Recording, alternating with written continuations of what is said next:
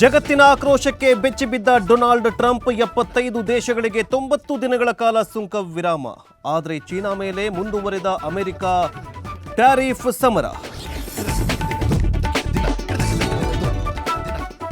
Donald ಟ್ರಂಪ್ಗೆ Jinping ಎದಿರೇಟು.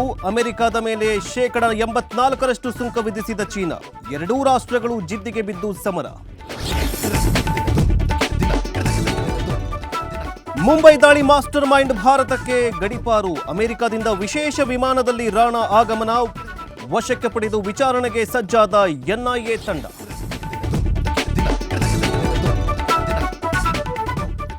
ಪಶ್ಚಿಮ ಬಂಗಾಳದಲ್ಲಿ ವಕ್ಫ್ ಕಾಯ್ದೆ ಜಾರಿ ಮಾಡಲ್ಲ, ಒಡೆದು ಆಳೋದು ಬೇಡ, ಒಗ್ಗಟ್ಟಾಗಿರೋಣ. ದೀದಿ ನಿಮ್ಮ ಆಸ್ತಿಯನ್ನು ರಕ್ಷಣೆ ಮಾಡ್ತಾರೆ ಅಂತ ಭರವಸೆ.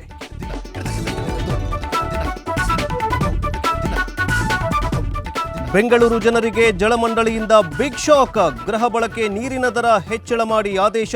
ಇಂದಿನಿಂದಲೇ ಪರಿಷ್ಕೃತ ದರ ಜಾರಿ.